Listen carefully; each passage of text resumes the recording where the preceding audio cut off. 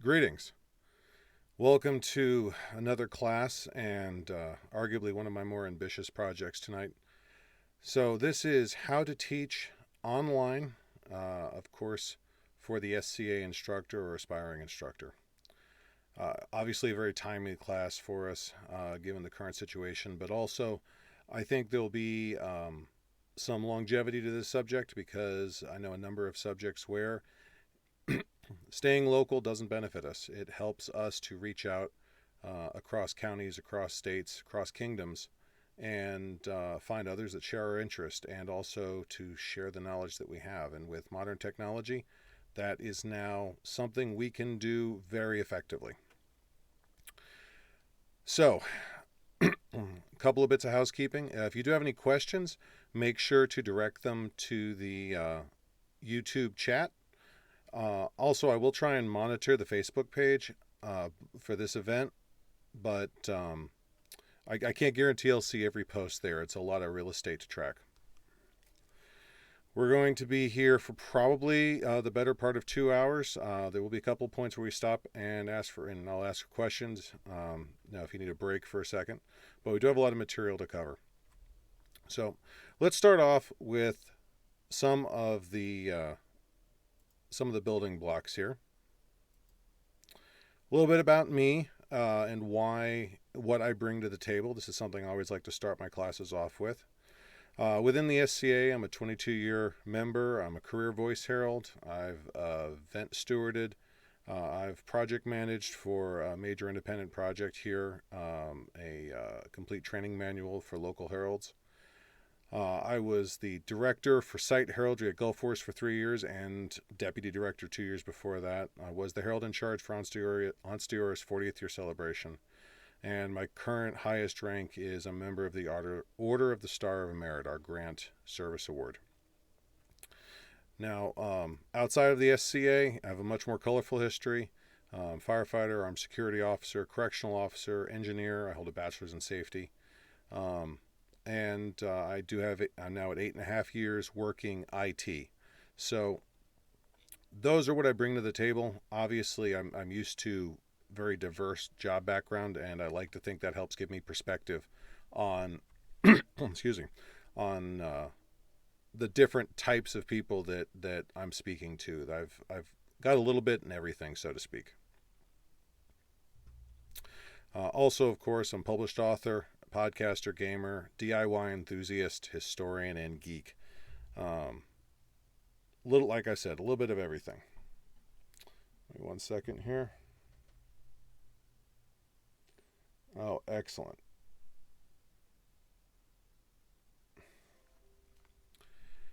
When you're a one-man show, you got a lot coming at you. So there'll be a couple times you see me look away, and that's managing everything coming at me.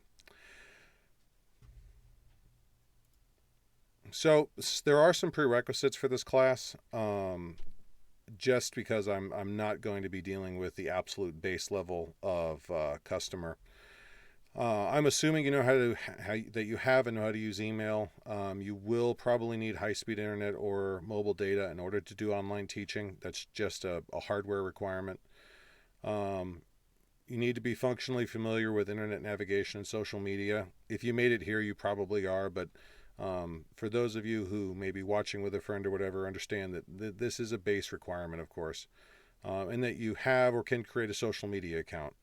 I do know there are several people who said they'd like their children to see this, which I think is a great idea. But 10s, 11s, and 12-year-olds probably can't or should not have independent social media accounts. So that's something that needs to be factored in. Now, let's just get something out of the way. This class is based on my experiences and my personal preferences. I stand by what I'm going to say, and I believe it to be true, but it is shaped by my life experiences and my expectations, both of myself and of my audience. So you need to factor that in as you listen to me. I'm not claiming to be the end-all to beat-all of an authority. And if you learn something different somewhere else, but it works for you, run with it, with my blessing. There's no expectation for anyone here to adhere to what I'm teaching religiously. That's not why we're here. This is a matter of sharing experiences and helping you not make the mistakes I did. A little bit about scope. We're going to give you a working knowledge of how to translate your classic SCA class into an online medium, or to reach a larger audience without sacrificing the quality of your work. I know that sounds complicated, but I felt very important that we set those parameters. I don't want you feeling like you have to give something up going online. We're going to begin talking about the fundamental concepts: power, setup, sound, lighting.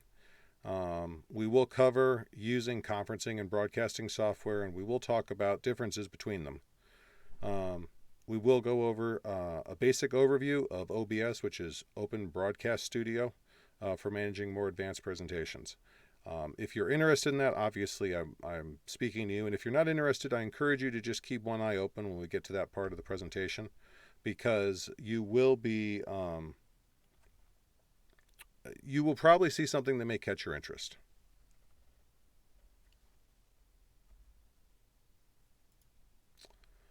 So, first things first.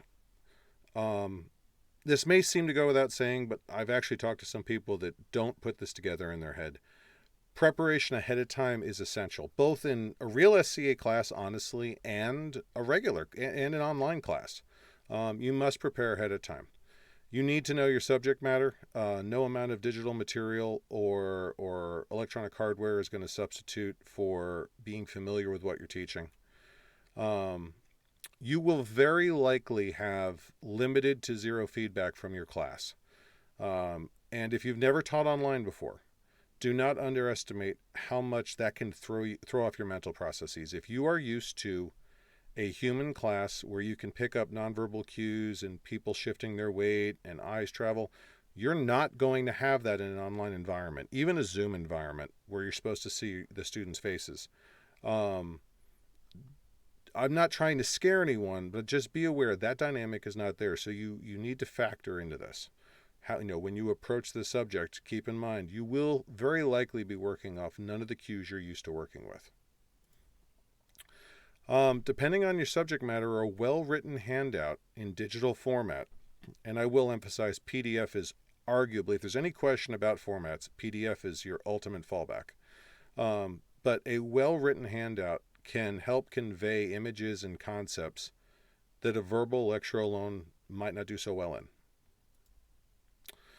Now, a little bit of nomenclature. If anyone's worked IT, you've heard this. Some of you have probably heard these words, but I'd like to give them some definition, so if you hear them slung around in the future, you'll know what we're talking about. Hardware. I know this seems a little bit self-explanatory, but really, hardware is anything you can put your hands on. It is physical medium. This chair is hardware. My computer is hardware. My microphone is hardware. My camera is hardware. If it's physical, it's hardware. It's that simple. Software, the exact opposite. If it's electronic, if it is the magnetic ones and zeros of programming. These usually come in when there's a problem. Do you have a hardware problem or a software problem? When you work IT, that's one of the first questions you learn to ask. So, if you're working on something and it's not working, one of the first questions that's going to come up if you talk to someone in IT or someone who's trying to help you is this a software problem or a hardware problem? And sometimes that answer is not necessarily self-evident, but understand that delineation exists, and understanding that will help you tackle challenges and problems going forward. Platform. There are, of course, a lot of definitions for the actual word platform, but when used in an online broadcasting environment, platform is referring to the websites that host the service. YouTube is a platform. Facebook is a platform. Zoom is a platform. So if you hear people say, what platform are you using? Now, depending on who you're talking to, there may be some variances, but in the live casting, broadcasting, Facebook, YouTube culture and industry, when you say platform, they are referring to the website or the web service that is providing your broadcast capabilities. DIY. Not everyone is aware of this, so I'm throwing it in here. DIY is the popular internet abbreviation for do-it-yourself, especially for SCAers, especially for people who are on a limited budget. possibly no budget, to be fair. DIY offers some amazing and very compelling solutions to problems you will have or challenges you will run into with your projects. So, and the reason I'm mentioning that is with DIY, you can literally go to the internet and Google DIY stage lighting or DIY camera mount or DIY book holder, and there'll be 100,000 or more entries. I'm not joking. If you're on a PC right now, go Google DIY camera lighting and just take a gander at how many hundreds of pages come up. It's a widely talked about topic. Now, livecast. Livecast is popular nomenclature for a live broadcast through an online platform like we are doing here. Livecast are usually one way. Zoom, Google Hangouts, these are not considered livecasts, they're conferences. But you will hear people say, I'm live casting. For more classical purposes, it's the same as a broadcast, but a livecast definitely denotes an internet source, and very often is a smaller platform, not like NBC, ABC, CBS, that type of thing. So let's break down some software real quick. We do have two different categories here. Now, there's conferencing software and there's live casting software, and there is a difference, and you need to understand those differences. YouTube, which is what we're using right now, is a live casting software. It's designed to broadcast out to the masses. Facebook Live is a live casting software. Again, live cast out to the masses. Now, Zoom and Google Hangouts and soon to be Google Meet, those are conferencing software. Those are designed for multiple people. And let's break this down a little bit. Conferencing software, as I said, you can talk to everyone, video and audio, and they can talk to you, video and audio, and they can talk to each other, video and audio. It's very much what the name implies. It's like you're all sitting down at a table together. That is the nature of the software. So, like I said, Zoom is a dedicated conferencing software. Google Hangouts, which is now being phased out, and then the upgrade is Google Meet, I believe. That's conferencing software. Facebook is getting into that. There's I believe Facebook Meet. I have not worked with it myself, but it is. They're definitely trying to get in on the conferencing market. So understand that is conferencing, and now live casting is a whole different animal. That is you talking to everyone else, and while there may be a text, or a chat feature to let them reach back out to you, much like many of you are chatting here effectively in my presence or possibly at me. It's not built into the live stream mechanism. So live casting it's a one-way show for our purposes. Now, there's no right or wrong platform to run a class.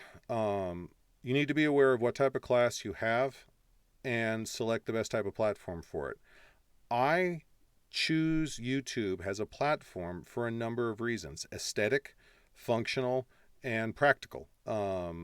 That's not necessarily saying I don't want to do a conference type class with Zoom or Google Meet or Google Hangout, but for right now, the type of class I want to run, which is heavy on presentation, very minimal in my activity, favors a broadcast formula as opposed to a conference formula. So again, that's not to say YouTube is superior, because it's not. There are drawbacks to all of them. And it's not to say that you have to use YouTube, because I will tell you right now, you don't have to use any of them. But you do need to take into account what type of class you want to have. Are your classes going to ask for feedback? Are you going to be asking people to speak to you? These are factors in how you choose your platform. Okay, your show notes. This is very important. First of all, show notes are the written information included with your video, livecast or pre-recorded. The little box of description underneath YouTube videos, those are show notes. I think they're called that, or they were called that for the longest time, if they aren't still now. Show notes are included in YouTube and Facebook. Most of your livecast software has it. Conferencing software does not. But it is, actually the next slide will say it. If you're using software that does not have show notes, you will need to make sure you include your show notes in the post that link is sent out in. Since most of us use social media, Facebook right now, you will want to make sure you have show notes attached to whatever people are going to get to your online connection. Your show notes are the single best way to get information in the hands of your students. And I'm just going to say that right there. Me talking to you in this particular class lends itself towards an online visual forum, which is why I'm not sending a handout. But if you do have a handout, if you do have further reading, saying, oh, go look this up, or giving a title, it's extremely inefficient. Maybe one person out of 100 is actually going to go Google that title or pull out that book. A handout gets everyone a document they get to look at, and your options for retention, engagement, and learning more in general go up through the roof with your material. Your show notes can include links, reference materials, handouts, or other sites, and more. And what I'm saying here, I know that's a bit jumbled. Your show notes, actually, I think, yep. Your show notes themselves need to include the name of the class, its subject, and your contact information. That's a dead minimum. But you can put in there links to your handouts, which can include diagrams, reference material, libraries, blogs, whatever. Any additional information that will help you press forward your case, your argument, or your information to the betterment of your students. The show notes are how you do that. And I say that because I'd say about half the SCA teachers I know, they come in, and really their class is built around them being able to sit down and talk, but they bring a handout. And there's this barrier. A lot of people believe that when you go online, you can't practically get a handout to your students. Show notes is the bridge for that. That's how you solve that problem. All right. So we've got we've talked about practice ahead of time. We've talked about show notes, because that's one of the first things I had to do when I did this was I typed up show notes to get everything set up. Let's talk about sound. Almost all of your modern software does a respectable job of self-regulating the audio. It's a lot of the catch-alls we had in the 70s, 80s, and 90s of speakers and hot mics in front of speakers and feedback loops. We really have come a long way, and that's no longer a problem. You will, however, still need to guard against feedback. That's not a completely, diminished or done away with problem. If you're in a conference setting, you need to make sure the audience mutes their microphones. Zoom, I believe, if the host does it, they can actually have a setting where everyone's microphone is muted except for yours. That will prevent feedback, because if someone has their computer hooked up to a sound system, which is not uncommon, that's not as atypical as some people want to think it is. It's possible for their microphone, if it's on, to hear your voice, the speakers, and all of a sudden you got a feedback loop. And that can derail your class for a good minute or two before someone realizes what's going on and mutes it. Also, someone's dog barks, a car backfires, someone drops a glass in the background. I mean, we all work remote now. We know how common this is. You want to use the basic etiquette of an online class to help preserve, your time as an instructor. From your end, you will, depending on your software, you may want to use headphones or earbuds, so that way your actual microphone isn't exposed to the sound from your output, which in your case will be your earbuds. That's a really simple way to prevent feedback. In more advanced setups, of course, you have the ability to make sure your microphone and your speakers are not going at the same time. My in-home studio, that's how I have it set up. At no point in time is my system making noise at the same time my microphone is listening to it. All right, let's talk about cameras. This is something that a lot of people don't put a lot of thought into, and I want to change that because it's something very important, and it will help you as a teacher when you're presenting yourself. Hang on one second here. All right, so this is a camera at table level. Now, I, of course, sit very tall, so I look like I'm looming over it. But a camera angle from a lower perspective, you do look taller than the audience or above them. It can present a very domineering or not overpowering, but very imposing image. If you lean forward, this can actually cause your shoulders to hunch up and you look like you're shrugging. So those are some drawbacks to a camera lower than your head or face. And it also, if you look at this picture, it's a little hard to tell because of how big I am, but also my pectoral and my shoulders, that's the entire bottom half of the picture. They're actually out of proportion to my head. And it's a very subtly disjointed picture. Now, above eye level, this presents you as shorter with a diminished perspective, with a diminished perspective to the audience. This can make you look distracted, as your eyes tend to look down. If the camera's above you, chances are your screen is below the camera. So you have this propensity to look up, make eye contact with the camera, and then look down. It's not the best scenario, and it can present a distracted view. And again, you look like someone is leaning over your cubicle or looking over you while you're busy at a workbench, and that's not presenting the idea of you fully engaged with your audience. Now, eye level. This presents you as equal with the audience. It also helps preserve proportions of your head to your shoulders. This is a much less out of proportion photo than the first one we talked about. Now, let's talk a little bit. Even if the camera is level with your head, we need to be cognizant of what position your head is in the image. If we look left and right here, if my head is very high in the photo, all it takes is for me to adjust myself in my seat and the top part of my head is out of frame. And that whole chopping the top of your head off that we used to make fun of in school when the cameraman didn't get the angle right. It is distracting. It also means that your shirt or whatever you're wearing across your upper chest area now is sharing the frame with your face, and they have equal visual weight possibly. So just be aware of that. And the absolute other end of that is if your head's at the bottom of the screen, you have the entire top half of the screen distracting from you. And even though I didn't intend it in this photograph, if you look above my head, there are very interesting visual shapes there which will draw people's attention away from me. We have the shuttle up there. We have a folded up tablecloth. My camera bag's up there.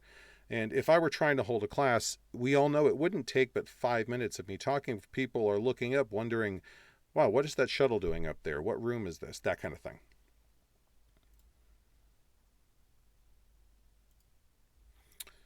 Okay. Before we go into lighting, I just want to point out, none of this makes any of these angles 100% bad. What it does is it gives you consideration. And it depends on how much personality you want to put into your presentation. If you want to have this persona, this character of someone who is working at a workbench and you only look up to say something, and that idea of you're distracted, but you're still able to fully engage the audience, your personality will carry it where technicalities of camera perspective and engagement don't work. That's fine. You might want a camera that sits above you looking down. And the idea of a camera low looking up, yeah, it looks like your shoulders are hunched, but there's also something intimate. If you're used to your classes being, okay, everyone sit in a circle and you're going to lean in and you're going to talk and it's the weight of your class is your knowledge. This is a group of people talking, and I'm going to lean in and we're going to be very close. Then maybe you want the camera a little lower. Just keep that in mind. Just be aware that these angles tell a story before you even open your mouth.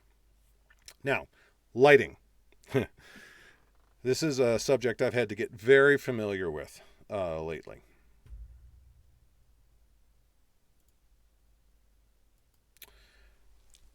This is me with no lights on. I have my computer screen going, which I think everything was dark, and all you're really seeing is the light from the bottom of my little Cortana search window. Now, I'm not ever saying this is a good lighting scheme for a class, but understand that even in almost no light, most of your better modern cameras can pick up fairly solid detail. I mean, you could still identify me in this picture. Now, this photograph, this is me, exact same studio, and it's taken 10 seconds later, with the overhead light behind me on. Now, this is an absolutely serviceable lighting scheme. I have done a class with the overhead light on. It works. This is perfectly acceptable. But if we want to be critical of it, understand that I and my chair are the darkest thing in the frame, and your attention is naturally drawn past me because there's the detail, the brilliant, well-lit detail is behind me. I am a shadow. And you're not studying the features on my face. You're not looking at me. You're looking past me for the first few seconds and possibly the latter few seconds anytime you engage with this photograph. Again, this is the exact same setting, same room. Now this is with my LED light, my stage light, in front of me on full. Now this is the exact opposite problem. I am completely lit. I'm almost washed out. There's too much light. But don't overlook this. If you look, I am now the center of your attention, and that's with my background is now toned down a little bit, and your eyes are drawn toward the middle. Now, obviously, this isn't an ideal situation, but this is with a single $20 LED light that I purchased for my camera like 3 years ago. So this isn't $500 stage lighting. I had to figure it out. Now this is the exact same light at the exact same setting. I haven't moved anything else except I took a piece of red tissue paper and put it over the light with a piece of tape. And as you can see, it immediately waters everything down. We have good detail. Attention is still drawn to me directly. This is a very good stage lighting option. This is the exact same scenario except for red lighting, except for red crepe paper. This is tissue paper. I've got blue tissue paper. And as you can see, that softens it even more. And now we have a very workable color. And this is with, I kid you not, this is with a $5 pack of tissue paper, of which $4.98 of it are still unused on my shelf. And a LED lamp, which I just used the LED lamp because I wanted one, but you could probably accomplish this with a standard house lamp. It's not difficult.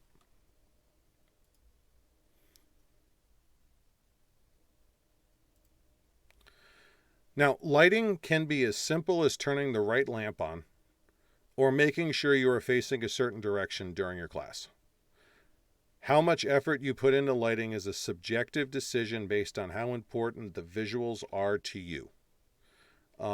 If you want to look into easy to make DIY lighting aids like diffusers, gels, stands, and more, there are literally tens of thousands of videos and websites with the information. I'm not joking. When I first searched DIY lighting for my home studio, I realized I needed to narrow it down because it was every type of lighting you can imagine. So please don't think that's a blow-off suggestion. The resources are out there. Just put a little bit of time looking, and you can find some pennies cheap stuff you use in your house, ways to just improve your lighting situation if you're doing a video.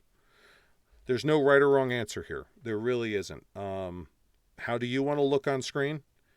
And what do you have to do it? Put those together with what most of us have in our houses, and you will you'll find some answers. There are some really good answers out there for some really common household lighting sources.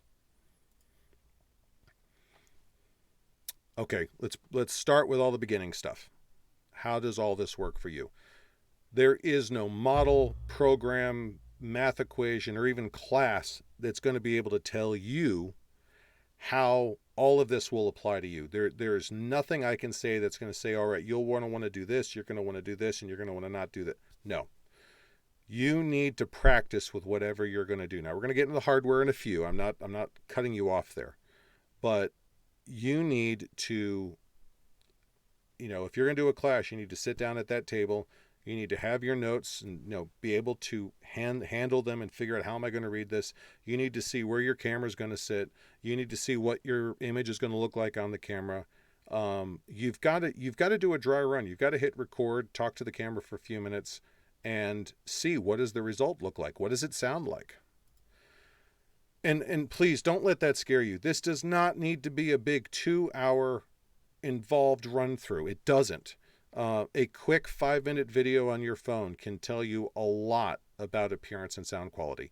If you do a 5-minute dry run of, okay, I need to do 3 slides, I need to do 3 pages, I need to say this, and then you play it back, everything sounds good, the lighting's respectable. Okay, you've checked the boxes. You've got it. You know what it's going to look like. You have a solid idea. So you've done that. But you can't go into it blind. You can't go into it going, well, everything looks like it's all right. I have no idea what it's going to look like firsthand. Let's hope for the best. Something's going to go wrong, and it's something that you could.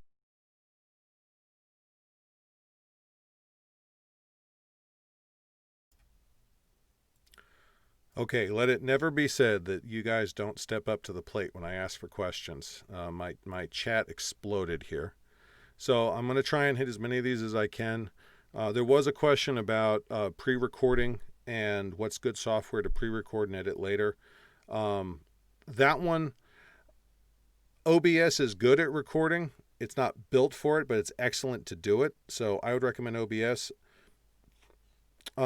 There's also a program called, it's an open source program. It's in the show notes. I'll look it up if it's not. That does a pretty good job. I don't have a lot of experience with pre-recording, so I'm going to offer kind of a lukewarm, that's my best guess. Class I teach will be me demonstrating something. I do not plan on having the camera on me at all. Is that a problem? No, it's not a problem at all. The same principles still apply, though. Whatever you're working on in frame, make sure it's centered in the frame, it's big enough to be seen, and it's well lit so people can see detail. And if all it is your voice in the background, there are a number of YouTube channels that people never show their faces. That's fine. That's fine. The overwhelming majority of instructors are going to want to look at a camera, so that's what I'm appealing to. But if it's going to be you just on your metalwork or woodwork or crafting or brewing or whatever, that's fine. And that, like I said, many people have been very successful with that. So filling with the screen with your face body is not recommended. As a general rule of thumb, no. But there's exceptions to every rule. Again, try it in a test run with just record and see what it looks like. See if you like it. At the end of the day, if you like the final product, that's the first big hurdle. Next question is, does your audience like it?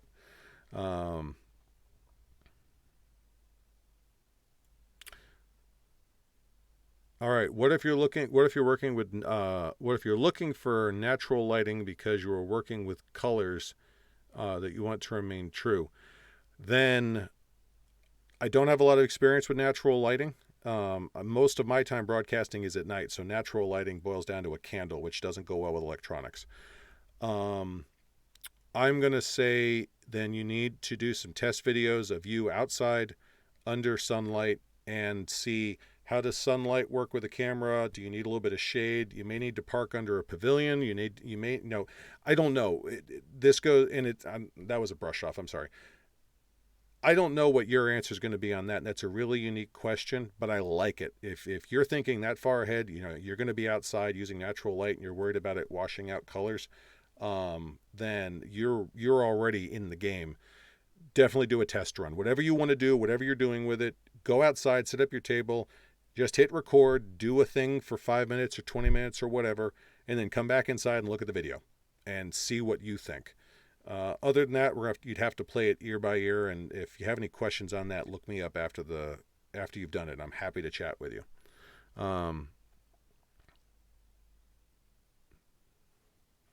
And yes, a lot of LED lights do have adjustable color spectrum. The one I had was a cheapo. I didn't buy that. But yes, he's absolutely right. And you can get a cheap LED adjustable light for with adjustable spectrum for sub 30. What makes a good background? Anything that doesn't distract the audience. These are 2 twin bed sheets that we used as the interior dividing walls for mine and my wife's huge tent. Since the tent's not going up right now, I requisitioned them for my backdrop. Darkness works, a sheet works, embroidered cloth, a fake tap, whatever. And whatever doesn't distract from you and shields the audience from whatever distractions are behind you. You don't want to see what's behind me right now. My office doubles as a storage locker. OpenShot. Yes, Ian. OpenShot is the free software I was talking about. Thank you. OpenShot is free video editing software, which I believe has video capture capability. You have to look that up. I do not use it myself.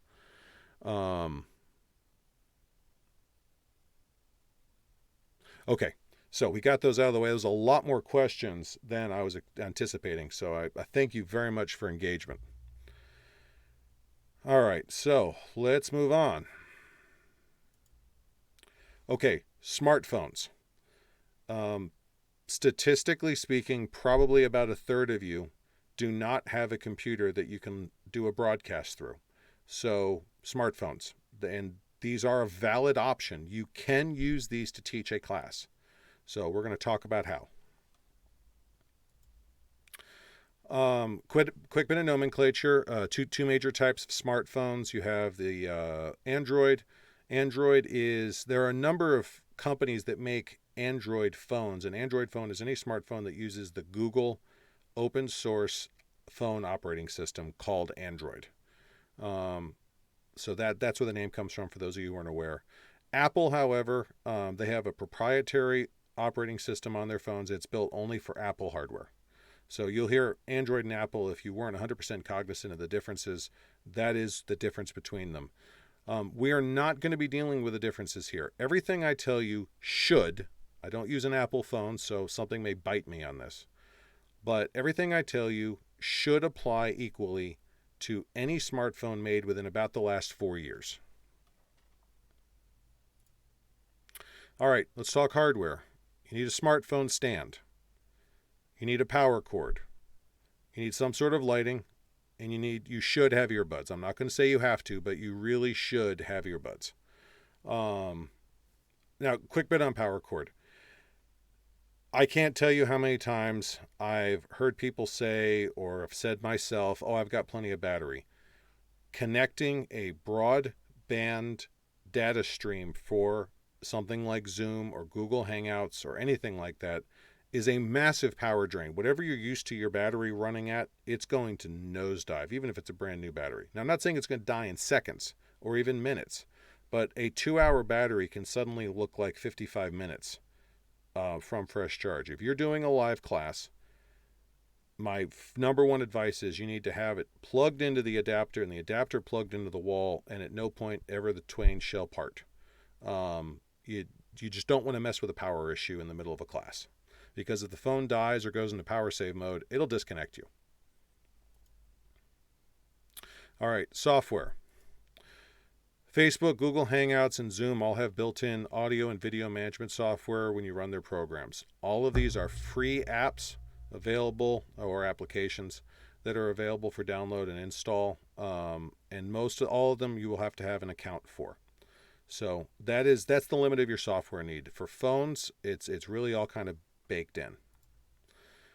Your phone will almost always automatically manage focus and exposure. You shouldn't need to worry about those, especially any of you old school photographers. That's not a problem here. It's done automatically, and with very, very few exceptions, unless you are anal retentive about something absolutely has to look a certain way, let the software do the work for you.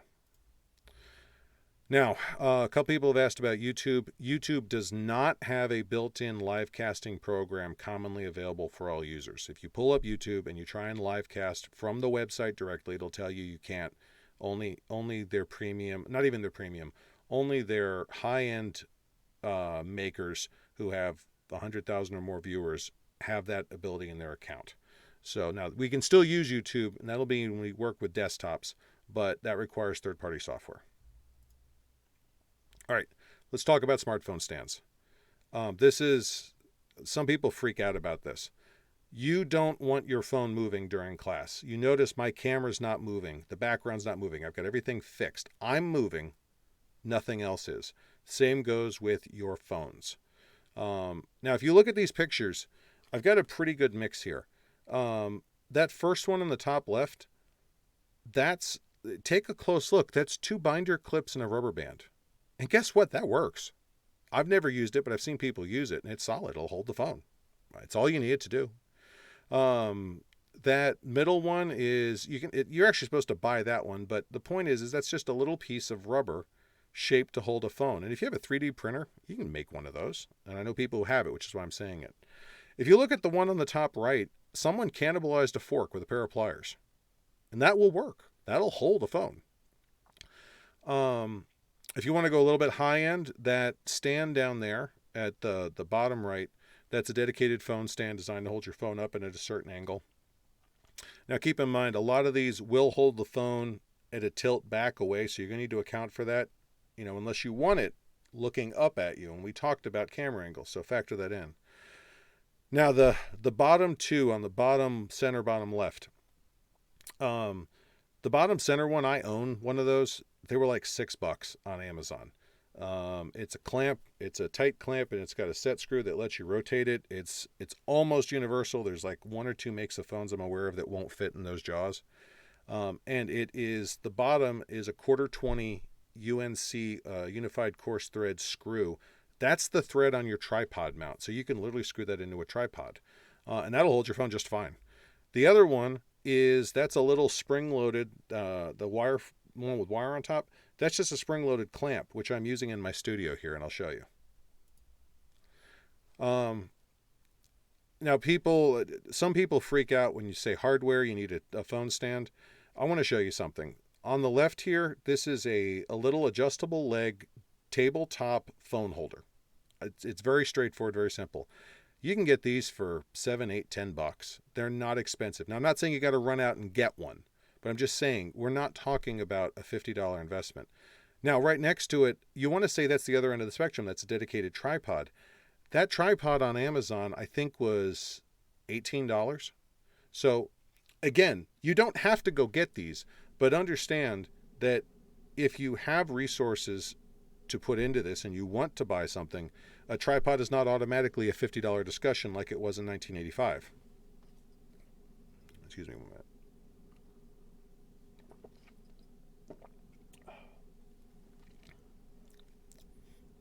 Now, we talked about that little wire clip phone holder. This is sitting right over my head, and we're going to use it later on in class.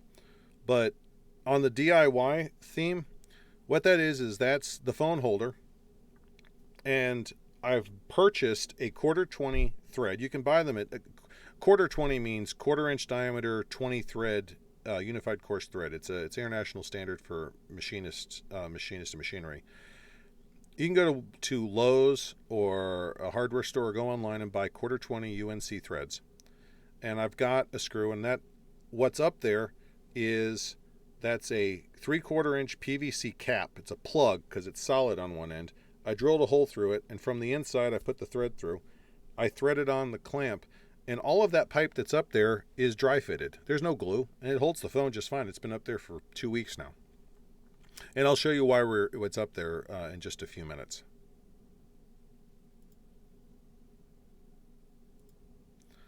Okay, let's talk software specifics. I'm going to show you, there's a lot of you that have never done this, so this is where we get into the nuts and bolts part.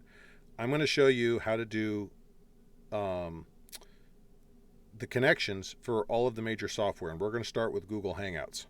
I know a couple of you hate Google Hangouts. I'm not a fan.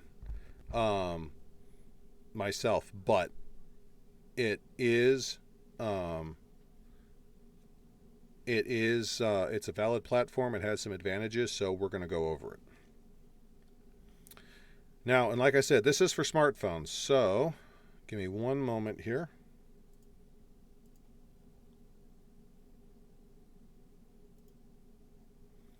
So this is the phone, actually the one you were just looking at. And we're going to start with, I'm going to show you the camera. And this is what my studio looks like from 5 feet or 3 feet over my head. So, Hangouts. You start by clicking on the Hangouts application. It will pull up your Hangouts feed here.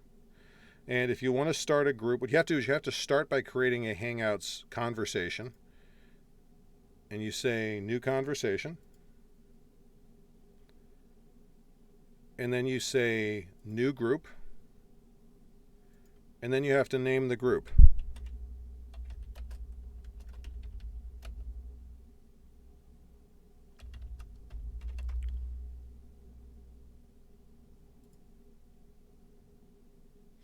Okay, so now we have a Hangout area. Anyone who I invite can come in and text with me and type at me. That's fine, that's a starting point. Now we need to do the live feed. So you go up here and you click on the camera.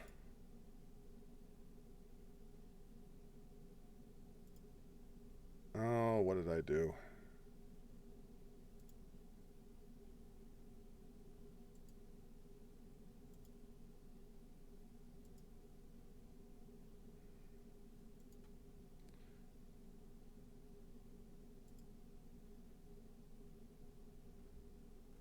Oh, okay. I just realized YouTube is a Google, let's see, hang on here.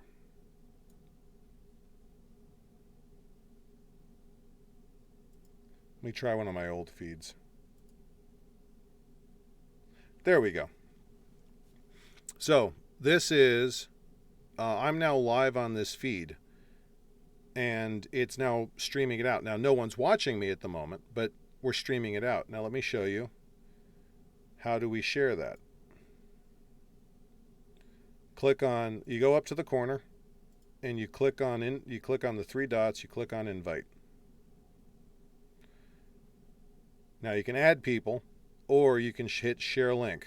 In this case, if you're on your phone, I'm going to tell you hit share link. Now your phone, this phone is older, it's a little clunky, so it's going to be slow. But I've clicked on share link, and it's going to pull up the menu for my various programs that will share information. And in this case, I'm going to say Facebook.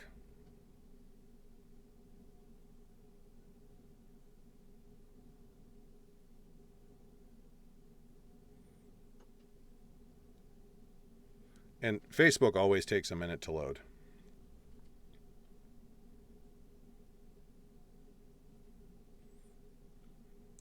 And there you go.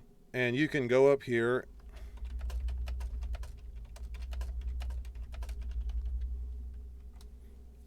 and you can send it. You can post it. Now, I have this set for only me in case I hit post, and I really don't feel like having people log in and watch me hold this class from above my head.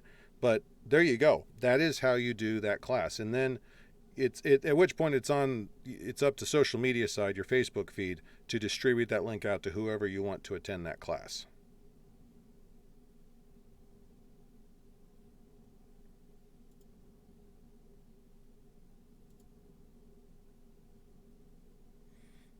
All right. So that's how you use Google. Let's talk about pros and cons here. Very good for small classes. Limit of 25 people per meeting. It is a two-way video conferencing software. So you have the ability to talk to your audience, and your audience has the ability to talk to you. Great for verbal questions. It's not a social media platform. It does not share the connection itself, as we just talked about. You will need to post the link to, somewhere, probably Facebook. So that really is Hangouts in a nutshell for your phone. just going to leave that right there because that's the basics. And if, and like I said, with the show notes, you don't have show notes with link to the video. So when I went to post that notification Facebook, I would probably want to, let me 1 second here. There we go. I would probably want to make sure I also posted a very basic show notes because you have to type it on your phone, but you want to post a very basic show notes in there of, all right, it's the title of my class, who am I, and, a quick bit about, maybe a link for my handout or something like that. Also, if you have a internet capable computer you're not broadcasting from, you can log into the same Facebook account and drop other links in there, in the comments, and that'll give people the information they need. Facebook Live, one of the first platforms to do live broadcasting or live casting.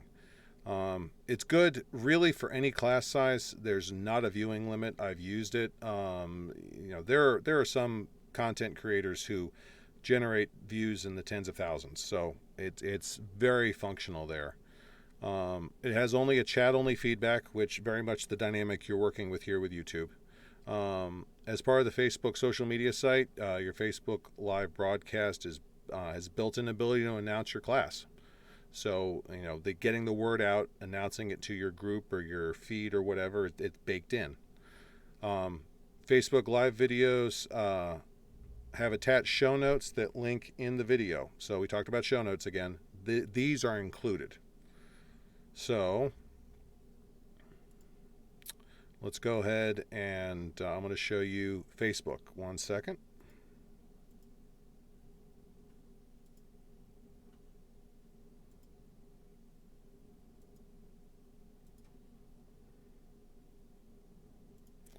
All right, back to the phone. So let's go to Facebook.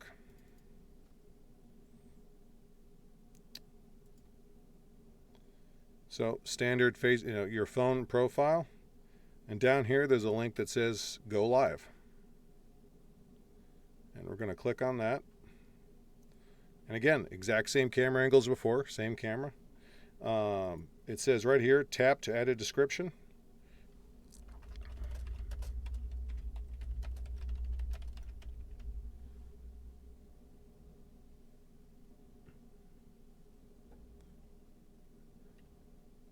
And of course, I can't type to save my life.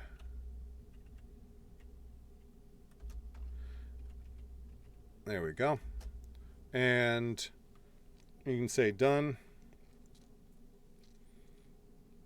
Now, I have this set, or I'm going to have this set for me only, because again, I don't need a live cast of this class from 4 feet above my head.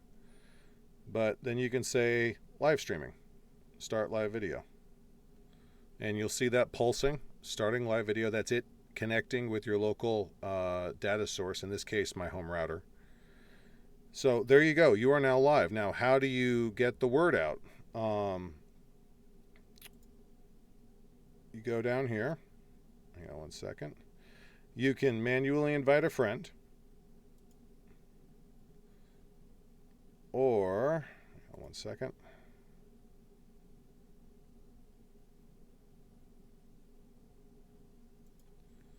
Oh, they changed this on me. All right, it's being flaky with me. It's not going to show me the button for the link. Hang on. And that's the other camera. This is an older camera, by the way. It's seen better days. But normally you're able to hit a button and it'll give you a link and it'll tell you to share it. And because it's built into Facebook, you just hit the button and run with it. And then delete.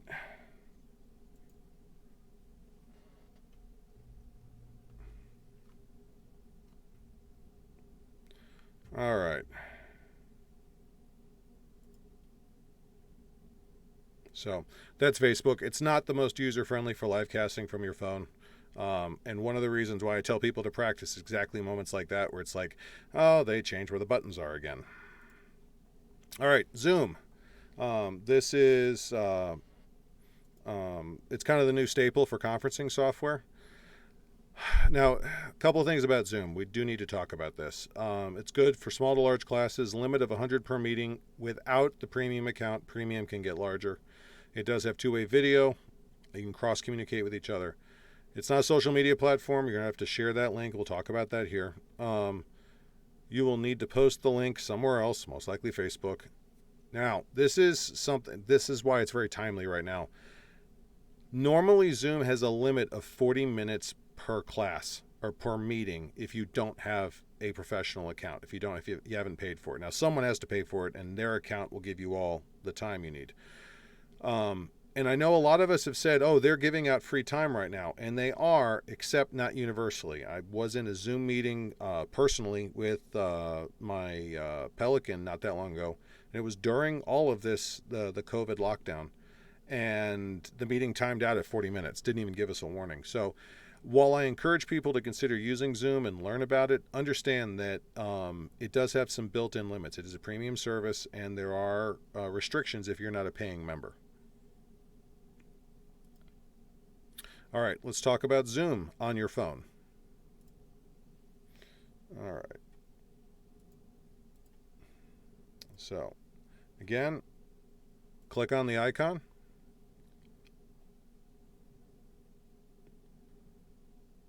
Sign in, and this is assuming you're starting the meeting. I go in through my Facebook account.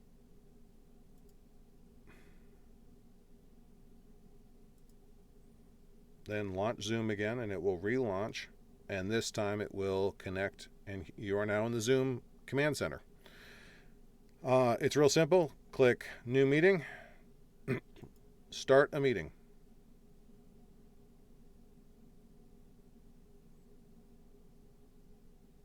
And here we are again.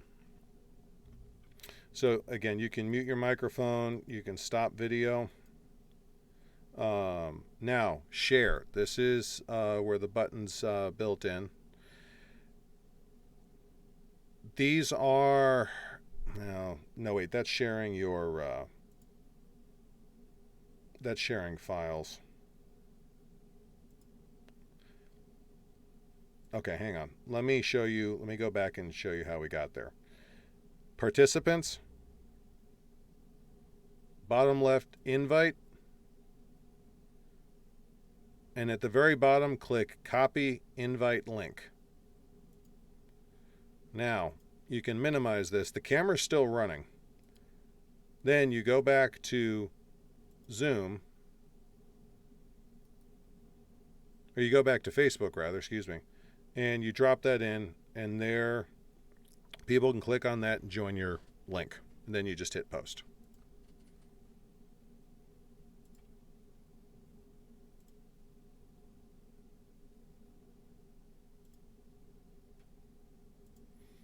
But as you can see, I'm still active right here. And if I were in a class and not attending, not the teacher, I would absolutely make sure to mute. And if your video is slow, for any of these, turning off your video so you're only watching the instructor's video helps speed things up because you're not sending as much data both ways.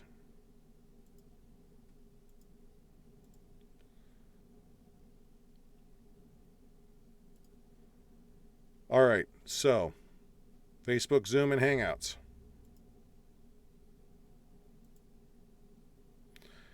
Okay, let's talk about your phone camera for a second. I want to show you something, and if you're doing something and not looking at the screen, I need you to look at this right now, okay? So,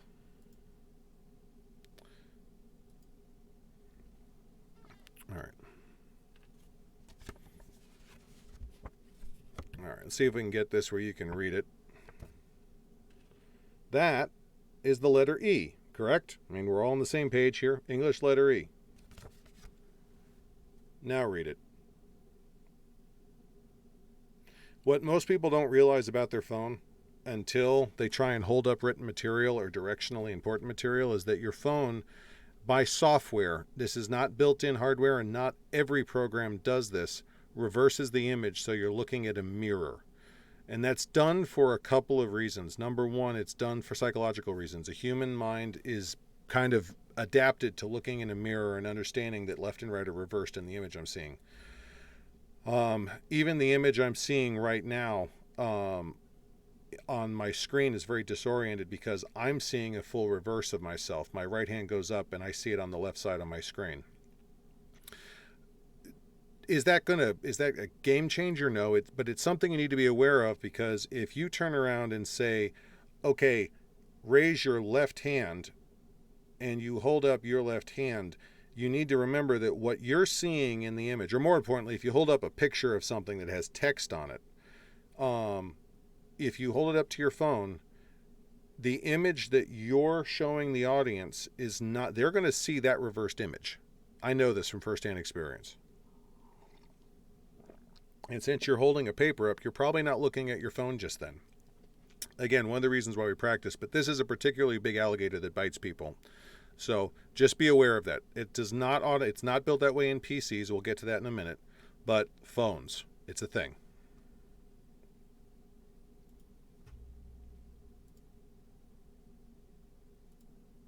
Okay, questions so far. Round 2. Everyone just take a minute. You got any questions? Type them in.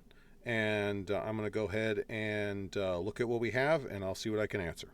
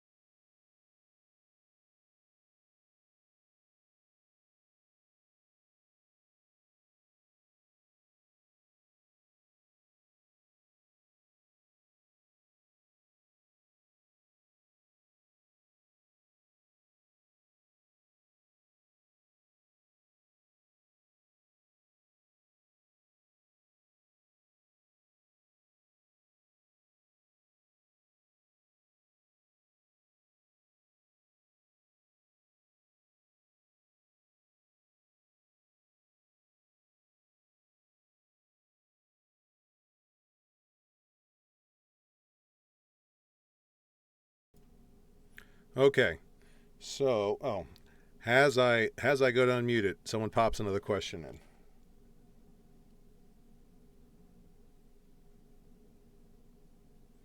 All right. When using a remote camera cell phone, do you prefer to run it through OBS rather than directly to a service?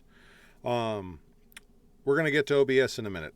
I run, all of my stuff is run through OBS, but that's because of the way I choose to run my feed, and I'm very tech heavy on my end. That's a preference, it's not a requirement.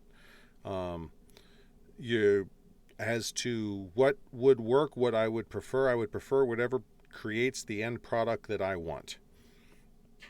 So if you need to sit down and decide first, what type of end product am I looking to produce, and can I produce that with a direct feed? Can I produce that with OBS? So I didn't see any other question. Oh, we got one more.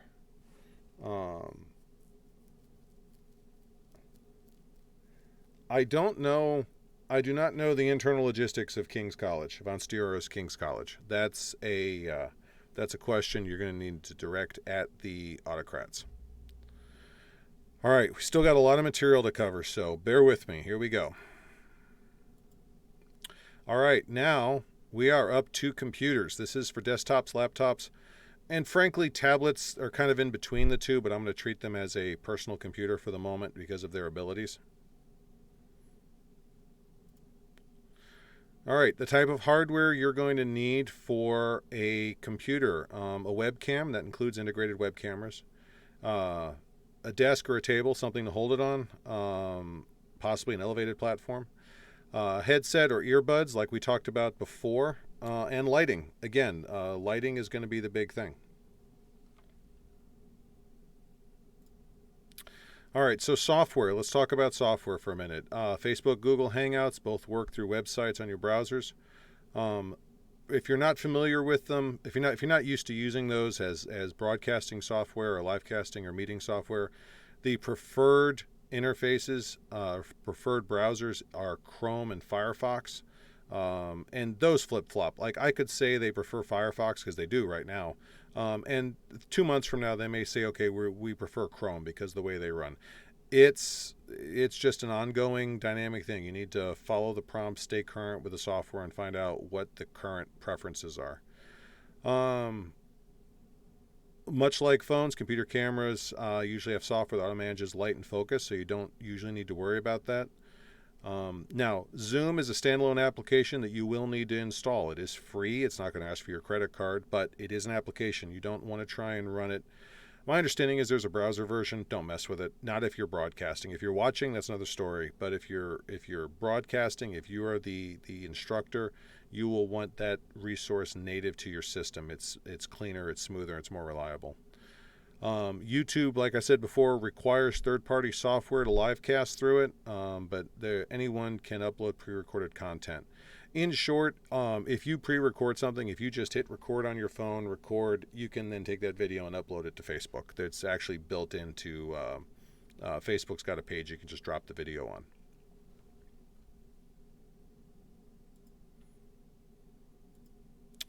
All right, now Google Hangouts for your PC. So let's take a look at that. This is one of my computer screens, and I have my my Gmail pulled up. This is one of the ways. It's the way I know to get to Google Hangouts. Now let's back up a second because there's a little bit of current information here. Hangouts, as I said, are going out. Meet is coming in. They're trying to codify and solidify their chunk of the current market.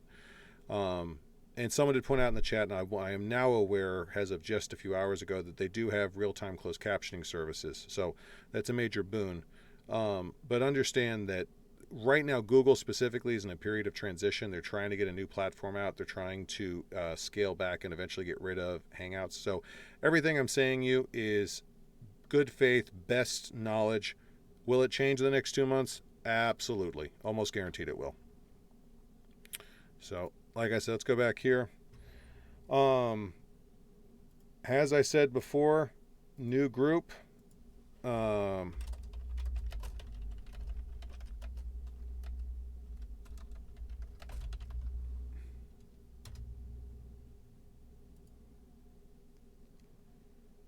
And then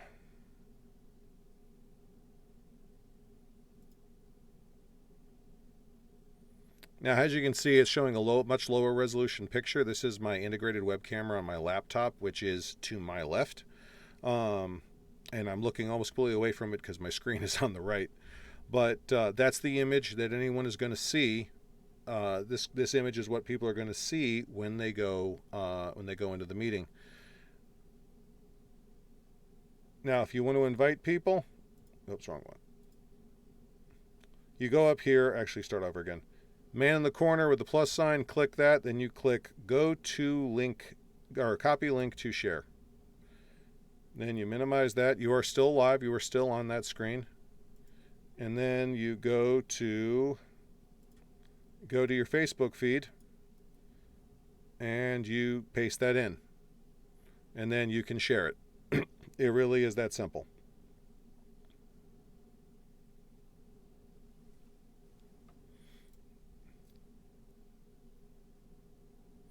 Let's go back to the Hangouts.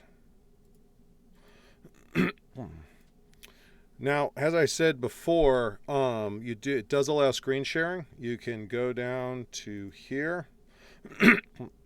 You can choose between your cameras. Now, something you might find interesting, I can choose my Logitech, but it's not going to work because that's the camera OBS is using and it's currently occupied. So let's switch it back to my integrated web camera. You can select your microphones. Let's see. You can do share screen, and it'll let you do a drop down for various windows on there. I'm not going to try and tap into any of my current presentation.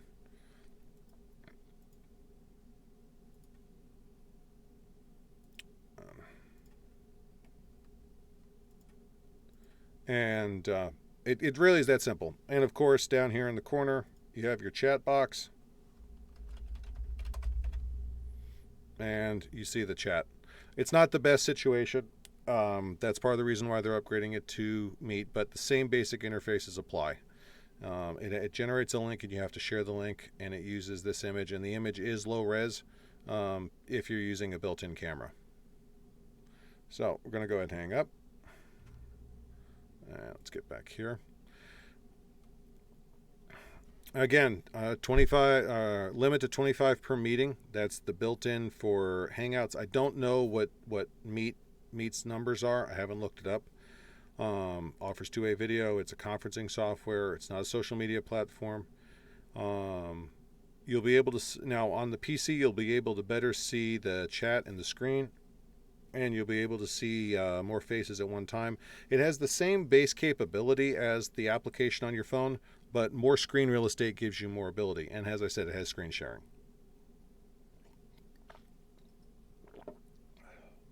Excuse me.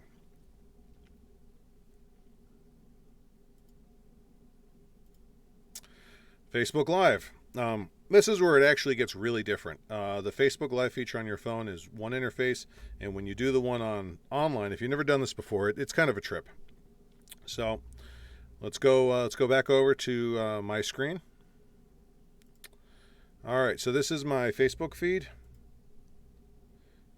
and what we're going to do is we're going to delete all this because I'm not sharing it, and go live video. Now it takes you to the Live Video Center or the studio, or they've got a couple of names for it. Down here in the corner, you will see, again, it's using my my integrated web camera, the camera I'm not using for this presentation on OBS. Use camera. Now, a couple things. You can share your screen.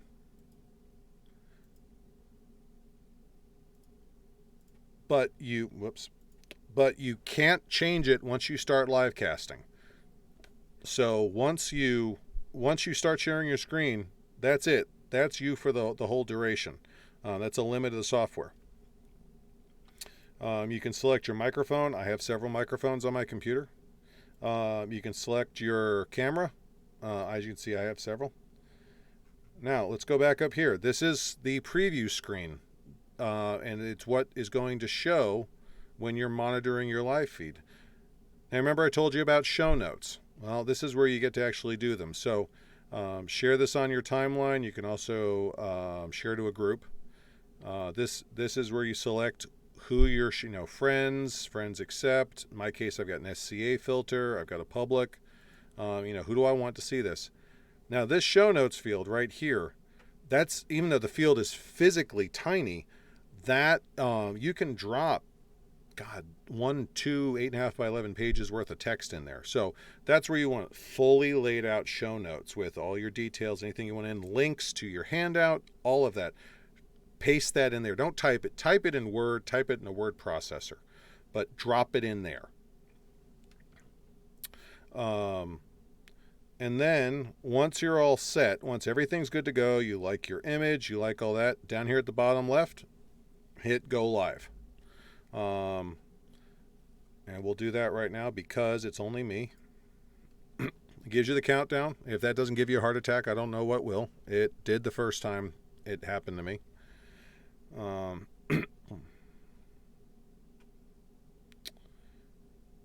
just give it 1 second here.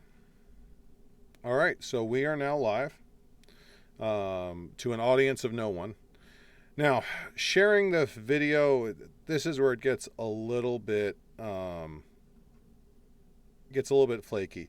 I really would like it if they had a button where you could share. I have yet to find one that consistently works. So just open up another tab, go back to your Facebook feed, because if it's sharing on your feed.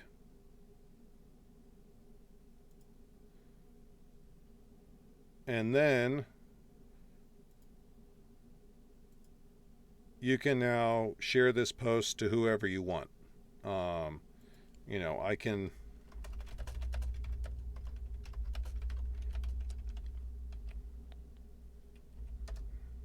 I swear I can type. I honestly can. I just need to correct myself. And you can post that. The other thing you can do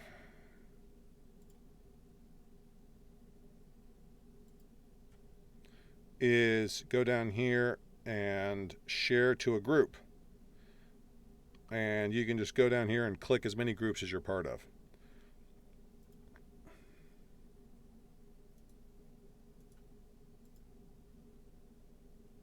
But that's how you share a Facebook feed, or a Facebook Live feed.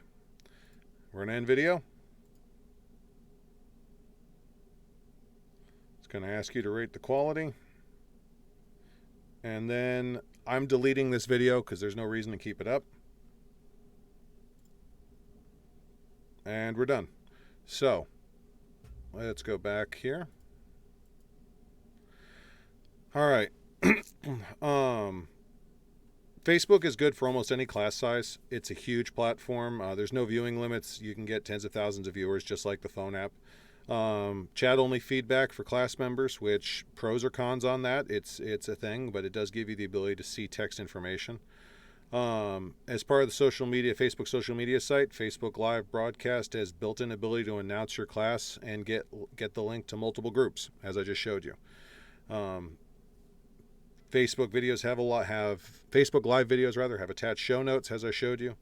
And like I said, it allows screen sharing, but you cannot change that. So you want to be very careful with how you do that.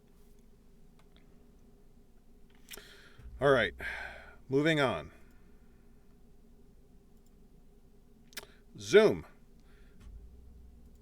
The desktop app I find to be a little more personable than the mobile app. Good for small to large class, has before a limit of 100 to a video, not a social media platform, as we've said. You will need to post the link to Facebook. Free version at 40-minute limit and allows screen sharing. So let's go back over here.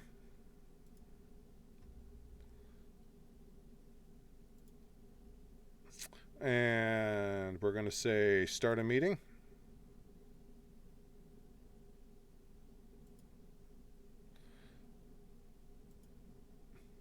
Actually, let me back up. I do want to say you start this by starting the Zoom app. Once you log in, this is the landing page you go to. So that's how you get this far. There's no magic to that. Let's go full screen. So there you go. Again, it's a live feed. It has a chat box. It'll list your participants. You can mute your microphone. You can stop your camera. You know, pretty basic stuff. Now, in terms of sharing, you don't do it from this page. You go back here.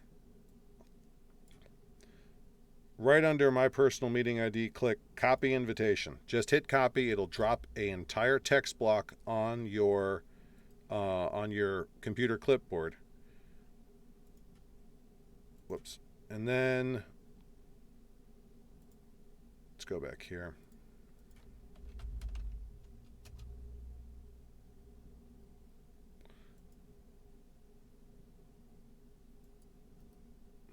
And that's what it drops.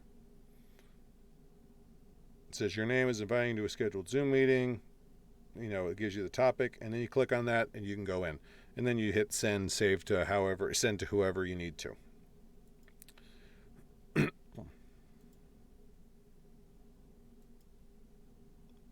As you can see, we're still going.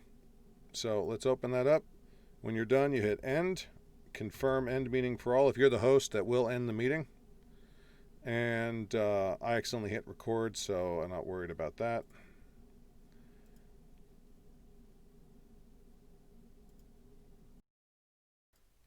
All right. So we do have a couple of questions. I did finally get a chance to look over at the Facebook feed as well. Now, there was a question about scheduling meetings ahead of time. Honestly, scheduling software is always flaky. Can you schedule a meeting to show up ahead of time on Zoom? I don't know if the software specifically has that ability. You'd have to do some research into that. I know the best option is always, in my opinion, and I'm a control freak, so filter this through that fact. Don't do anything that's going to start a link with the possibility of you not being there. There's a lot of things that can go wrong with that. So, you may be late, car may break down, you may have to take, a kid to the hospital, emergency room, whatever. I would schedule events and then manually post the link. I don't know if that answers your question or not. Let me take a quick look here. Can you switch back and forth for screen sharing in Zoom? Yes. Facebook is about the only one that locks you into one screen. Zoom, you can jump between windows. It's built in, and I believe, matter of fact, I know that Google Hangouts and Meet will have the same capability.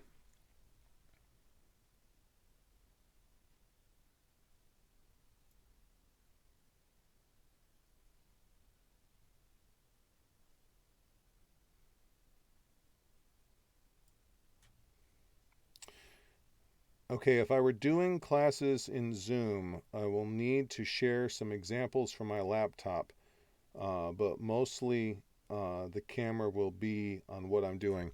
You are definitely going to want to field test putting a camera on a computer screen. It can be done, and there are ways of doing it, but I'm not going to guarantee quality. That's one where proof's going to be in the pudding. You're going to need to test it and make sure what's on your screen is visible to your students.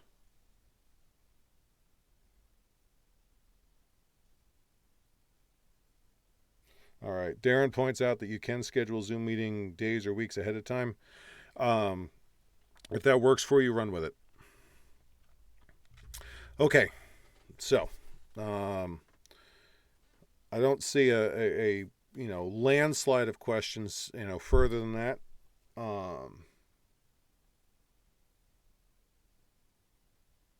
okay. So we're good. We're going to move on. Okay. Open Broadcast Studio, or Open Broadcast Software, excuse me. This is free open source software that lets you control what is going into a live stream feed. You can also record without broadcasting, but the studio is built to send a signal out. Allows you to record your show on your desktop with or without streaming. It is not a website. It does not broadcast on its own. It has presets that will let you connect the site to sites like Facebook, YouTube, Twitch, just to name three. The software takes about an hour to learn the basics. If you want to just have a couple of basic settings, a camera, and the ability to click through a slideshow, similar to what I'm doing here, I could teach you in about an hour.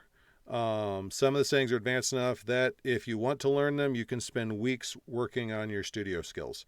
So it's one of those ones of I can get you functional in an hour, and you'll be fine tuning this 10 birthdays from now, and that's okay. It's a big software package and it's daunting, but it is usable for you. It is a toolkit that has some very simple features that can help you, and if you want to go down the rabbit trail like I have, because that is what is broadcasting this right now, you you can build on your skills and improve your product. So here's why I want to show you OBS. It can manage multiple cameras at once. It can manage multiple microphones at once. And it can show another program such as a video player, which a lot of that, you can't see this fact, but a lot of that's how I'm able to produce the product you're seeing here. Now, why is that relevant? I want to point this out. Duke Rothman is on top of being a Duke and one of the faster sticks in the kingdom, he also is a very ardent enthusiast for historical games. He loves tabletop games. He loves teaching people to do them. In one of his first classes he set up, it was two cameras, one big one and one little one in a corner. And he was able to alternate where the big one was on his face and the little one was his table. And then when he actually switched to the point where he was talking about the table and that was the emphasis, he was able to switch so that the table was the full frame and he was in the corner. So he still had facial connection with the audience, but the emphasis was on the table. I mean, could you just switch back and forth between the two on one frame and not have you in the picture half the time? Yeah, you could. And depending on how you want to run the class, that's perfectly doable. But if you want to maintain that eye contact, that perspective with your audience so that they're seeing you and they can understand your facial gestures and they can understand your gesticulations and so forth, that's a powerful tool. And for someone who is charismatic and engaging, which I happen to think Rafen does that, when he does talk about it, he's very personable. That simple trick of keeping him on frame at all times, whether small or large, I think that helped his class a great deal. Now, I don't know that he specifically used OBS, but at the end of the day, it's the product I'm worried about, the final product, the class, not how you got there. All right. So, real quick, this is where things are going to get interesting, because I promised I was going to talk about a little bit of how to use OBS. After I made that promise, I realized I'm using OBS to do this broadcast, and I can't share my screen with you without creating that perpetual tunnel effect and possibly creating some sound feedback issues. So I have prepared a video that I've edited together that does a very brief overview of OBS. This is not a how-to video. I mean, in a sense it is, but this is not meant to make you even functionally proficient. It is meant to give you enough familiarity with OBS that if you are interested in it, this will engage that interest and maybe you will want to ask more questions. Or, and just as fair, you may decide, no, this isn't for me. So here's what we're going to do. Give me 1 minute here.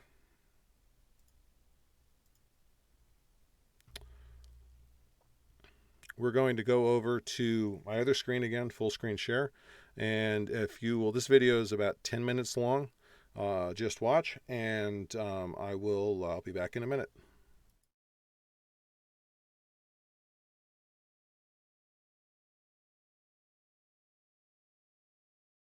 This is OBS. This screen is what you're probably going to see when you first turn on the program.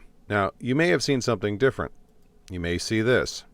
This is really just two different versions of the same thing. This is your output window. Anything that goes in this big box is what the audience is going to see when you're live streaming or recording. If you turn on studio mode, you have a preview window and a program window. Simply put, anything that goes in the program window is what the audience is going to see when you're live streaming, and anything that goes in the preview window, you can flip over to the program window by clicking the transition button in the middle. All presentations, no matter what version you're using, are made up of scenes. And there's a list of scenes down at the bottom. That's the bottom left corner. Scenes are made up of sources. Open Broadcast Studio doesn't generate that much content for itself. It pulls images, visuals, sound, and video from other programs and your computer. Now you can add those in, and this is the major reason why I wanted to show you this. This is a list of all the different types of sources you can add in.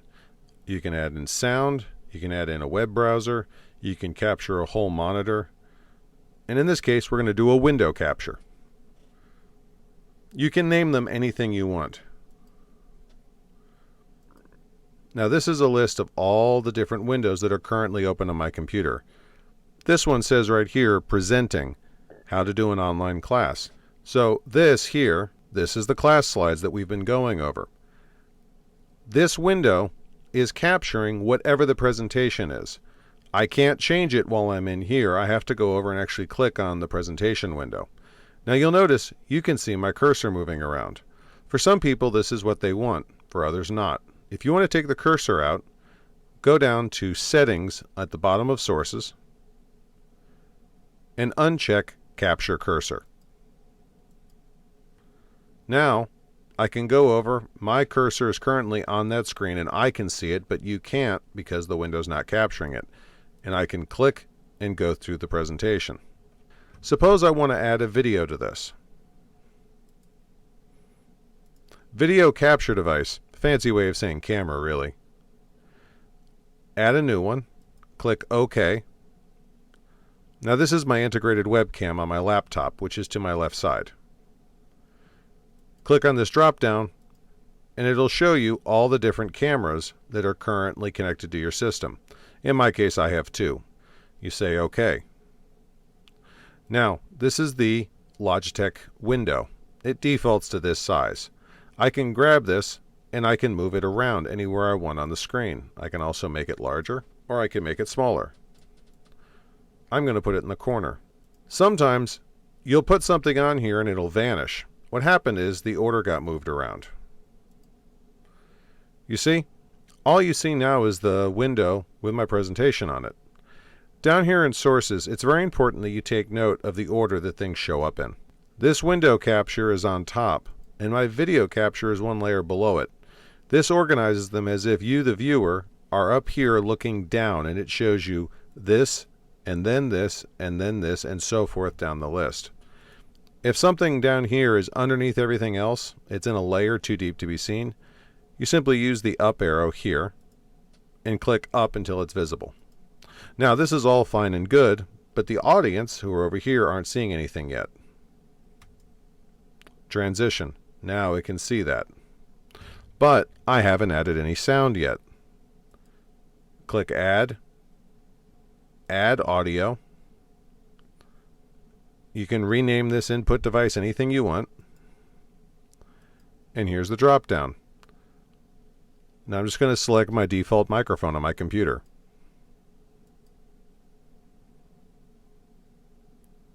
Now you notice it didn't show up here because this shows up on whatever's actively being shown over here.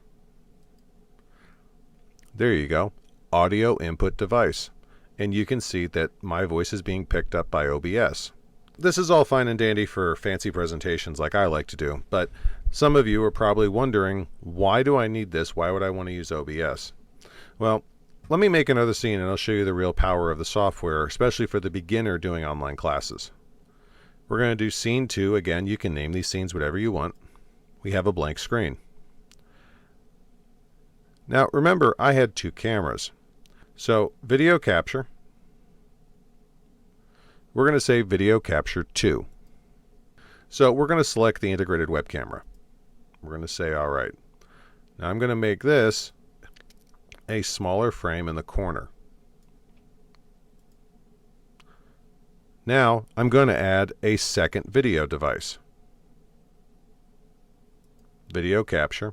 And this time we only have 2 cameras, so we're going to use one of the ones we've already named. And this, there's my Logitech.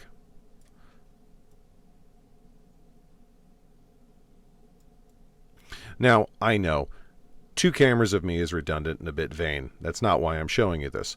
Why I'm showing you this is so that you can use 2 cameras showing different things and put them on the same screen. That's the real power behind this that I wanted to make evident for the interested user. Transition. And if I were live streaming, this is what the audience would be seeing and hearing.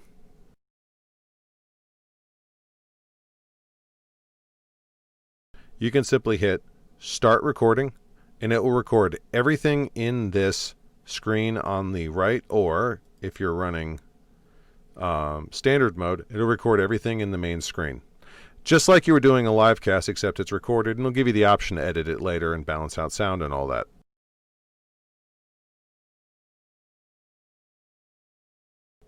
So, how do we live stream? You start off by going to Settings. This window pops up. Pretty straightforward. General, output audio, yada yada yada. Go to the second one, Stream. Now, this drop-down menu up here are all the services that it's preset to stream out to. We're going to start off with Facebook. Facebook Live, default. Now, it's asking for the stream key. The stream key is the identifier so that the website, Facebook, knows you are who you are and that you are, in fact, the person who can log in on that name on that account. How do you get that? Well, this button will take you there. Click on Stream Key, Get Stream Key. It takes you to this page. Go to Create Live Stream. This is going to look a lot like what we showed you before. This is the Facebook live stream. We have show your timeline, The name of the video, your show notes should go in there. But if you scroll down now, this is use stream key. This is where you get the identifier. Now, this is the stream key, and it goes off the edge of the page. It's a insanely long number, which is why I'm not worried about showing you this little bit right here. Like I said, click the button to get the stream key. That takes you here. Use stream key. Hit copy. That's going to copy the whole key. Now, let's go back to OBS. Highlight the existing stream key. Delete it and paste the new one in. Hit apply. Now, let's broadcast. Start streaming. Click that button in the corner. Now, let's go back to Facebook. Now, don't let this fool you. This sync can take several seconds, maybe even up to a minute to fully establish. I just happen to have a really good connection. And also, you'll notice I'm not moving in time with the video you're seeing here. There's a several second delay even when it's running at the best speed. Now, am I actually live right now? No, I'm not. Like we said before, you still have to go live down here in the bottom left corner. Facebook is only seeing what OBS is showing it. So I can go up here, transition,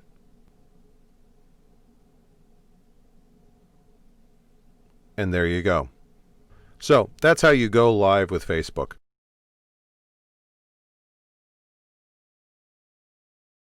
YouTube's actually pretty straightforward too.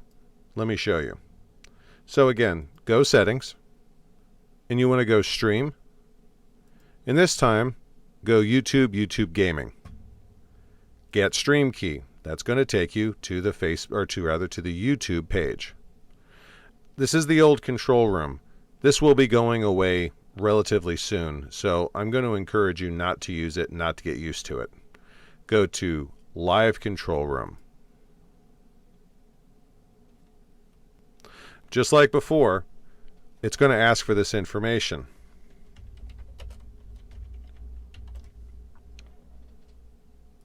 If I can type. So, test stream. Purposes educational. Now it's going to ask you some questions about your audience. These are really basic, but really important. Is it made for children? If your specific targeted audience is children, say yes. If it's not, say no. Now, click on Create Stream, as you can see down here in the center bottom of the screen. A lot in common with what we had with Facebook. Here's a preview screen in the upper right. And here's your stream key information. Auto-generate key, and right down here is the stream key. Hit copy, and then go back to OBS. Delete your existing key, paste in the new one, hit apply, and then click Start Streaming. Now we go over to YouTube. Excellent connection. It sees that we're talking to it. And this will take several seconds. I've waited for as long as a minute, and that's okay. Now, it is seeing what I'm sending it. Now, I'm not actually live. Just like Facebook, you still have to go live, and in this case, top right corner is go live.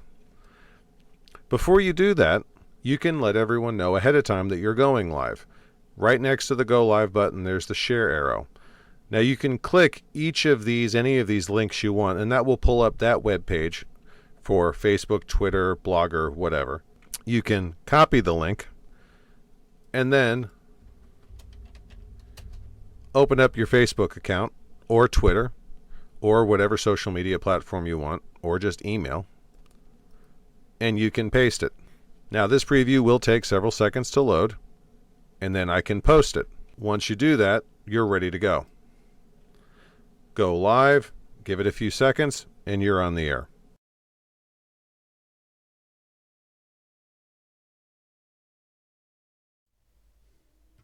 All right, so let's go ahead and get that turned down. All right. So before we dive into DIY, we're almost done. that was the summary of OBS. If you have any questions, go ahead and type them out now. We'll get to them in a little bit. But now, this is the part that I want to encourage everyone to think on, because probably about 45-50% of the material on the web right now about how to do stuff with home broadcasting, live casting, conferencing, classes, whatever, they do talk about premium material, even if it's cheap stuff. Go get this light, go buy this stand, go buy this, this shirt for better light reflectivity. There's a whole industry behind it, and that's fine. I'm not saying anything wrong with it. But there is a huge, huge community of people who DIY, do it themselves, do it yourself, who know how to work the material, who know how to come up with answers using household items. Now, I want to show you some personal examples of people I know that were able to implement a lot of the stuff that we just talked about with very simple solutions. Now, what you're looking at here, this was Mistress Rhiannon Red Wolf's setup for her live stream and her conferencing. That's a music stand. She used it with, I believe it was a bungee cord or a rubber band to hold her tablet, and she turned it flat and it'll hold her laptop. And as you can see, that is at an elevation that a sitting adult will be eye to eye with the camera. So we've accomplished good camera angle. We've accomplished proper camera elevation. And if you take a little bit look at the shadows in that picture, the light is behind the camera, which means she's going to be fully illuminated. So just with that stand, she accomplished a huge amount of what we need to do with a decent studio setup. So, I mean, it doesn't get much simpler than that. She grabbed a music stand. A lot of us have that. Some of us don't. I'm not saying everyone, but it's that simple. So that's one really good example. This is Her Ladyship Beatrix, a really good friend of mine. And this was a mundane example. She is a teacher professionally, and she needed some way to do her statistics classes. And she decided that it was more important that her students be able to see her writing on the whiteboard than it was to see her face. So if you look at these pictures, what she's done is she's taken a Logitech camera, which she happened to have already, and she zip tied it to a piece of PVC so that it's a document camera. And she mounted it to, that's a laundry basket and a Tupperware container, or a Rubbermaid container.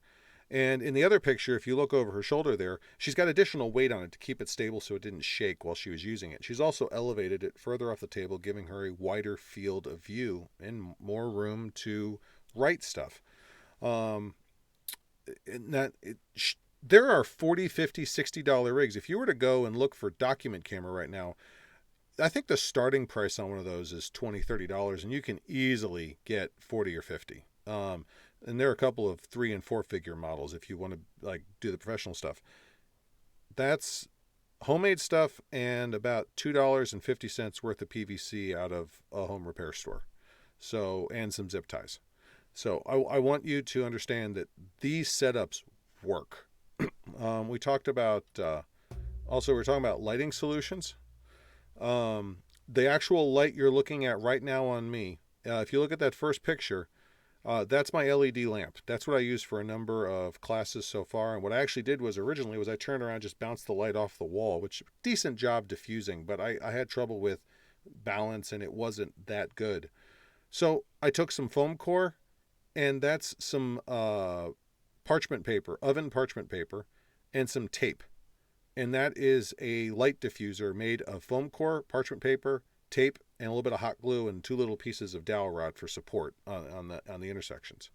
And if you look here, that's on the right picture, that's it mounted. And if you look on the left, it's giving really decent light. It's got so much light coming out of it that the camera actually adjusted. It's now darkening the things around it. That's the setup that is on me right now. And as you can see, it's really good diffuse light. And again, that's $4 in material. If you were to go buy all of that right now, it would be one $4 poster board and a thing of parchment paper from Walmart and whatever tape you have around the house. So that DIY, a really, really simple example. Someone said, I'm going to make a camera stand with, basic materials. And they took a broomstick and they used masking tape and they taped it to the back of a straight back chair. They taped they had the heel of the stick, the heel of the chair and the stick, the broomstick were taped together, and then they did a figure 8 across the top of the back, and that held the broomstick vertical. And then they did a loop of tape and put it on the broomstick, and that had the phone held at eye level, and that was his that was his phone stand. Now he probably had fun trying to type everything in with it, glued there in front of him, but broomstick, chair, and masking tape. I'm willing to bet most of you have that in your house. So if you want to do it, that's an option. Now, I talked with someone else. They were talking about they really had a problem with lighting because they only had one or two lamps. They were not variable, and that's fine. And yeah, a light that won't dim is definitely a challenge. But there are solutions. One simple one is try turning the lamp away from you and bouncing the light off of something. And if it's very bright, try bouncing it off of a dark fabric.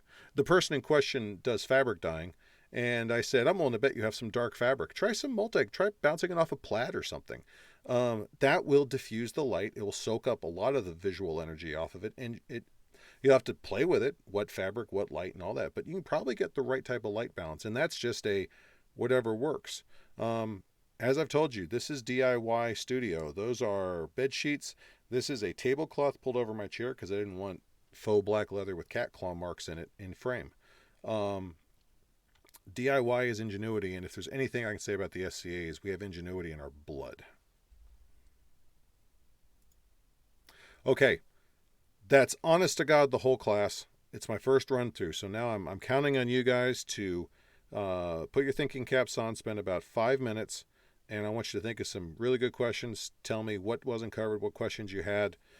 There are links to everything in my show notes. If you go to the YouTube video feed at the bottom, there'll be a link to OBS. There'll be a link to information on... Oh, also, and this is kind of a side note, I do most of my presentation work, like the slideshow you're seeing and all of my show notes, those are done in LibreOffice. I don't have a copy of Microsoft Office. I'm not rich. Seriously, $150 for the basic package. I think that's a bit ridiculous. LibreOffice is a fully functional Office suite. I have literally written books on it. I'm a published author. One of them was written on LibreOffice, and it's 100% free. There's a link to that there. If you've never used it, I encourage you to look that up. And if you have any questions about OBS, I'm happy to help with any of the software stuff we've talked about, but understand that get real used to Googling for detailed questions because newer, better, more current answers are almost guaranteed to be there as of tomorrow. I mean, that's how fast information changes. Okay, so we've got some questions, and if you're typing some, please don't stop. I'm not running anyone off yet. I absolutely would love the feedback, but let's take a look at some of the questions we have here. Any idea from microphones that will hear my voice very well but will not also pick up my kids arguing in the next room that don't cost $100? I can tell you what I use. This is a Samson Go mic.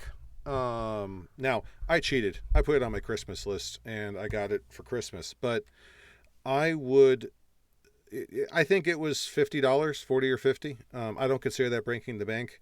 It's very good. Honestly, what I think you want is get the most sensitive mic you can that will hear your kids scratching their, you want a mic that'll hear your kid scratching his nose 2 rooms over, and then you can dial it down using applications that'll reduce the sensitivity of the mic.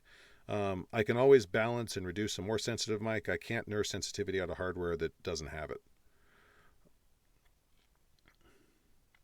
Very hard to get a webcam to focus on things up close, like all my CNI work. You're absolutely right. Ironically enough, the single best cameras you have are probably going to be your smartphones. Look in there. There are software applications out there, free ones in some case, that will let you use your phone as a camera and will pipe the video into your computer. There's a lot of variables there. I am not pretending to know a lot about it, but I know it works. I know I've seen broadcasters and podcasters do it.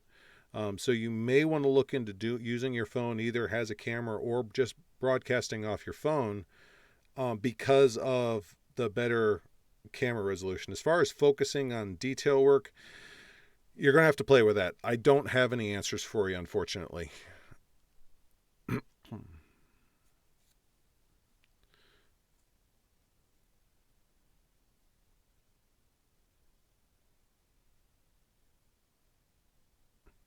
Yes, Darren, if you do Facebook Live before, you'll probably want to type up your show notes before. That I'm sorry I didn't say that more expressly to begin with. I really should have.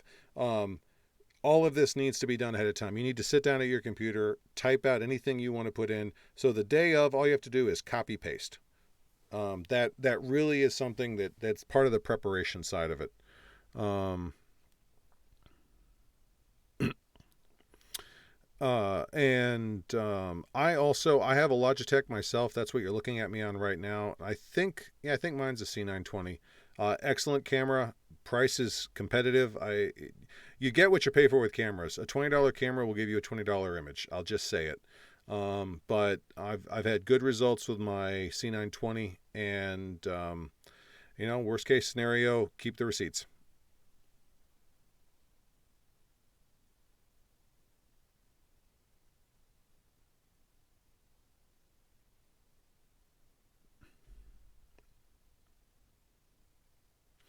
All right, now I'm going to pick on one of my students just for a second. But first of all, I want to thank Katerina for giving us the venue to do this and scheduling me. And she kind of indirectly makes a really good point in the chat. There are a lot of platforms out there. I'm not a Zoom user. It's not that I dislike it. It's that most of my experience is on this platform with YouTube and to a slightly lesser extent, Facebook. Um, Questions about different platforms, you definitely want to ask a lot of people about. I can get you some solid answers, but there's a difference between solid and good. And I think Katerina, because she professionally uses Zoom, will probably offer some of the best answers on that platform. I just don't use a lot of Google Hangouts. Nothing against it. Again, there's a lot of options out there, and I'm kind of built around one, looking to branch out. So definitely look for people who have experience with those and ask questions. Closed captioning is a thing. Not everyone has it, but part of the reason why I went to YouTube was for the live cast service. YouTube had a better closed caption engine, and several of my friends are part of the sign language, hard of hearing, and deaf community. So I kind of, as a nod to them and the help that they have offered me over the years in the SCA, I wanted to make sure they had access to my material. And YouTube is supposed to do a pretty respectable job with closed captioning. I imagine it'll be standard relatively soon. With the world doing what it's doing right now, the internet companies are they want to get every service they can out to the public so that they can be competitive.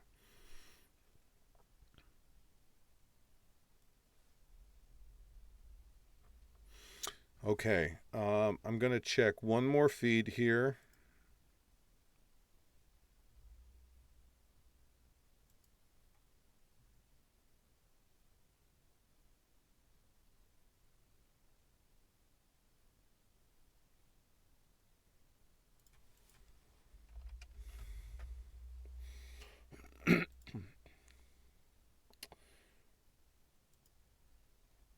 I just want to make sure I didn't exclude anyone if they're still here. All right. Can OBS stream to multiple output stream systems? Can you do both Facebook Live and YouTube? No. At this particular moment, it's a one-trick pony. And I will warn you against trying to do split streaming like that unless you know you have the hardware that can do it, because that means you're doing two live streams out at once. That's a lot of bandwidth. I have a really high-end gaming based or gaming capable network at my house, and I wouldn't trust doing two live streams. Not like that. As a matter of fact, my wife and I are about to teach two online classes at the same time in a couple of weeks, and I'm going to be checking a few bandwidth things to make sure we're not taxing our network to the limit.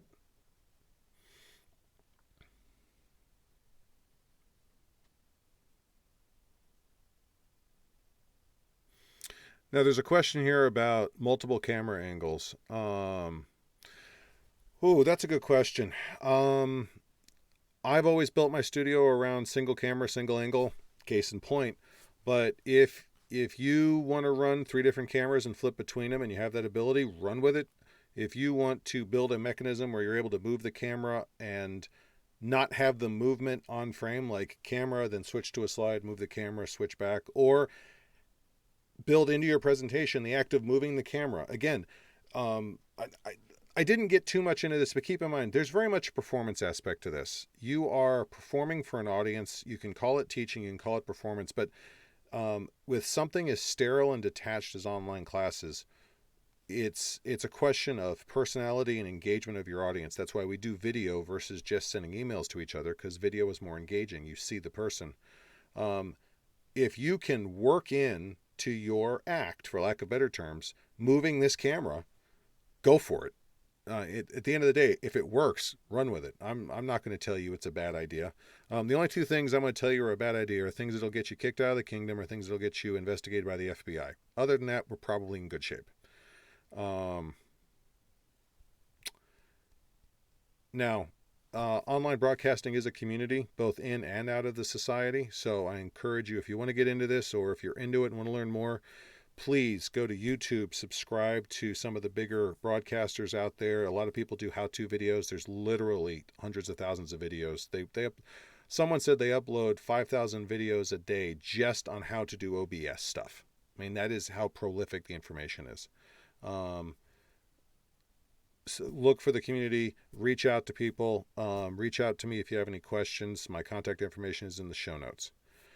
If there is nothing else, it is 9:06. That is 2 hours and 6 minutes of class time. God bless each and every one of you for joining me tonight. Thank you all, and we will meet again. So just hang out with me for another minute. We're going to do closing credits, and we're going to call this a day.